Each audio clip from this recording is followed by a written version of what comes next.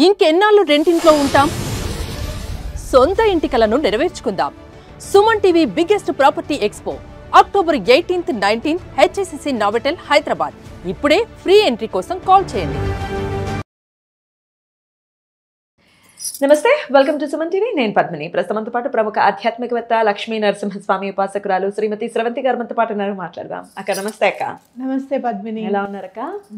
బాగున్నాను పద్మిని. అక్క, ధనత్రయోదశి వచ్చేస్తోంది. ఆశ్వయుజ మాసం అంతా కూడా చాలా వైభవపేతమైనటువంటి మాసం అని ఖచ్చితంగా చెప్పుకోవచ్చు. మొదలుతోటే అటు దసరా, దేవీ నవరాత్రులు, తర్వాత శరత్ పూర్ణిమ, తర్వాత మళ్ళీ ఇప్పుడు ధనత్రయోదశి, ధన్వంతరి ఉద్భవించినటువంటి రోజుగా ఖచ్చితంగా శాస్త్రం చెప్తున్నటువంటి రోజు. అయితే నార్త్ ఇండియన్స్ చాలా బ్యూటిఫుల్గా ఈ ధనత్రయోదశిని యూటిలైజ్ చేసుకుంటుంటారు. బంగారం కొనటం అయితే ఏంటి, ఇవన్నీ అసలు బంగారం కొనొచ్చా, కొనకూడదా, లేకపోతే అసలు నిజంగా బంగారమయం మన జీవితం అవ్వాలి అంటే ధనత్రయోదశిని ఎలా వినియోగించుకోవచ్చు, ఇవన్నీ ఒక్కసారి మీ ద్వారా అక్క. తప్పకుండా చెప్తాను పద్మిని. చాలామంది ధనతెరస్ అనేది అనుకున్న తర్వాత బంగారం కొనడం స్టార్ట్ చేయడము, తర్వాత అప్పు చేసి బంగారం కొనడము అని చేయడం అనేది ఒక అలవాటుగా మార్చుకున్నారు. ఇప్పుడే కాదు, ఎప్పుడైనా సరే ఏదైనా అప్పు చేసి మాత్రం చేయకూడదు అనేది గుర్తుపెట్టుకోవాలి మనం. అంటే ఏదైతే అక్షయం అవుతుంది అని అనుకుంటున్నామో అప్పు చేసి కొంటే అది అక్షయం అవుతుంది, అప్పు కూడా అక్షయం అవుతుంది అనేది గుర్తుపెట్టుకోవాలి. ఎటువంటి పరిస్థితుల్లోనూ క్రెడిట్ కార్డ్స్ వాడడము, తర్వాత కడదాం అనేది అలాంటివి ఏవి లేకుండా చేసుకోవాలనేది ఖచ్చితంగా గుర్తుపెట్టుకోవాలి. అంటే ఎంతో తృణమో పణమో ఇంతైనా ఈఎంఐ రూపంలో.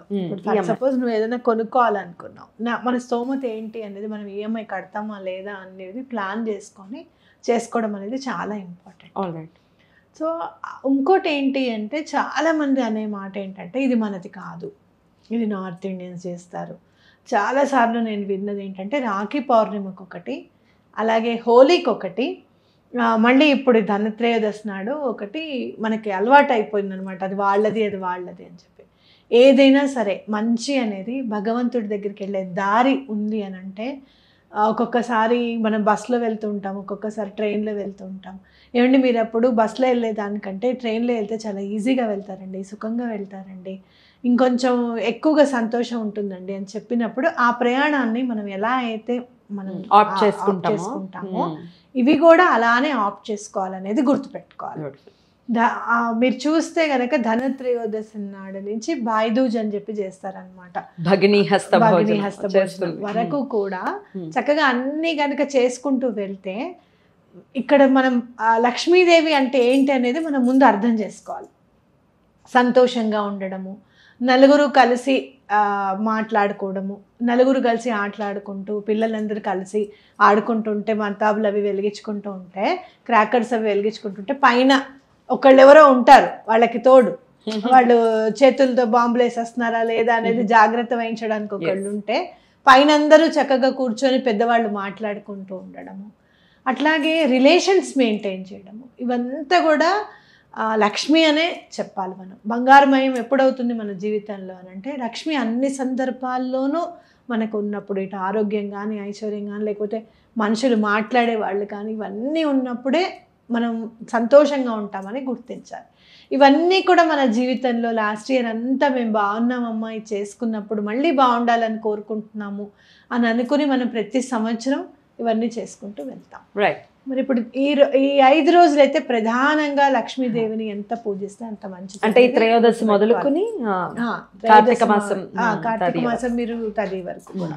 లేదు అంటే గనక ధనత్రయోదశి, చతుర్దశి, అమావాస్య, ఈ 3 రోజులు అమ్మవారిని ఎంత నిష్టగా పూజిస్తే అంత మంచి రోజులు అన్నమాట లక్ష్మీదేవి.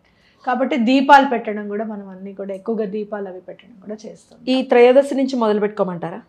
త్రయోదశిలో చక్కగా 2 దీపాలు ఎక్స్ట్రా వెలిగించండి అమ్మవారికి, తప్పేముంది. స్పెషల్గా ఎవరైనా వస్తున్నారనుకో, మామూలుగా చేసుకునే పప్పు కూర కంటే కూడా పప్పు కూర, పులుసు, పచ్చడి, వాళ్ళు స్పెషల్ వస్తున్నారు, వాళ్ళకి ఏమి ఇష్టమో అది వండి పెడదాము, మీకు ఏది ఇష్టం అండి మీరు తింటారా అని అడిగి చేస్తాం.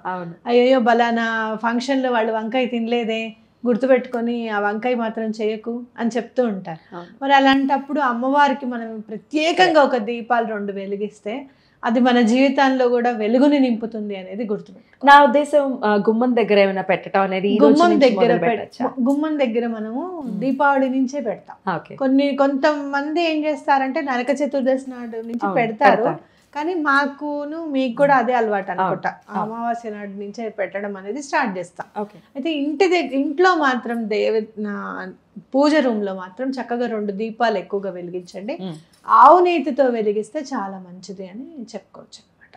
అయితే ధనత్రయోదశి నాడు మీరు ఏం చేస్తారు అని అంటే ఒక కాపర్ది చిన్న కలసం తెచ్చుకోండి, చిన్నది. అందులో నీళ్లు, పంచదార, పాలు, నెయ్యి, ఆవు నెయ్యి కొంచెం కొంచెం వేసేసి అక్కడ రావి చెట్టు కింద పెట్టేసి రండి. మీకు చాలా మంచి జరుగుతుంది అని చెప్పచ్చు. ఎటువంటి పరిస్థితుల్లోనూ ఆ చెట్టుకి దండం పెట్టుకోండి. మీకు ఏమైనా ఆర్థిక ఇబ్బందులు ఉన్నా, భార్యాభర్తల సమస్యలు ఉన్నా, లేదు అంటే కనుక ఫినాన్షియల్గా మనం ఎదగడం లేదు, ఎక్కడేసిన గొంగళ అక్కడే ఉంది, అప్పు లేదు, అలానే అసెట్స్ లేదు, అలాంటి పరిస్థితుల్లో లేదు ఇల్లు కొనుక్కోవాలనుకుంటున్నారు మీరు, తప్పకుండా నెక్స్ట్ ఇయర్ కల్లా అందులో ఎటువంటి ప్రాబ్లం రావద్దు అని చెప్పి అలా అక్కడ పెట్టి అక్కడ దండం పెట్టుకొని రండి. ఇది ఉపయోగపడుతుంది, చాలా బాగా కలిసి వస్తుంది. నేను రావి చెట్టుకి ఏ రెమెడీ చెప్పినా కూడా ఆ రెమెడీ సక్సెస్ అవుతుంది. అవునా? అయితే ఆ చెట్టు మొదల్లో వేసేయమంటారా లేకపోతే కలసంతో సహా అక్కడ వదిలేయమంటారా? కలసంతో సహా అక్కడ పెట్టడం, అక్కడ వదిలేయాలి. అక్కడ వదిలేయడం. ఆ కాపర్ అది చెంబేదైతుందో అక్కడ వదిలేసి వచ్చాయి అంతే. అంటే బుజ్జిది తీసుకోవచ్చు, పెద్దది తీసుకోవచ్చు, మీ ఇష్టం, మీ స్తోమత ఎలా ఉంటే అట్లా. అయితే అదే రోజున శని త్రయోదశి కూడా వస్తోంది. శనివారం ధనత్రయోదశి కాబట్టి మరి శనికి సంబంధించి ఏమైనా పరిహార మార్గాలు అంటే ఇప్పుడు చెప్పిన రావి చెట్టుది శనికి సంబంధించింది కూడా ఉపయోగపడుతుంది. మన జీవితాల్లో వెలుగు నింపాలి అంటే మనకి డిసిప్లిన్ చాలా అవసరం. ఆ డిసిప్లిన్ కొరవడి కూడా మనం ఒక్కొక్కసారి మనకు రావాల్సినవి కోల్పోతూ ఉంటాం. సో శని భగవానుడు ఏం చేస్తాడంటే మనకి డిసిప్లిన్ ఇంపార్ట్ చేస్తాడు అనమాట. మన డైలీ లైఫ్లో మేమేం చేస్తున్నాం, అసలు నా కోసం నేనేమైనా ఖర్చు పెట్టుకుంటున్నాను అని చెప్పి ఇదైపోతాం.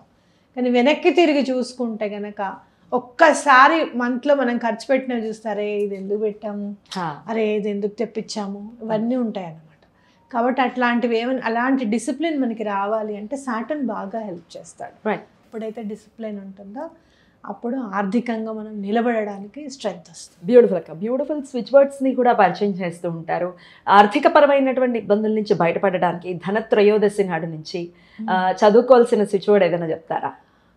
మీరు చూస్తే కనుక ఎటువంటి పరిస్థితుల్లోనూ కనకధార స్తోత్రం తప్పకుండా చదువుకోండి. ఎటువంటి పరిస్థితుల్లోనూ కనకధార స్తోత్రం చదువుకోండి.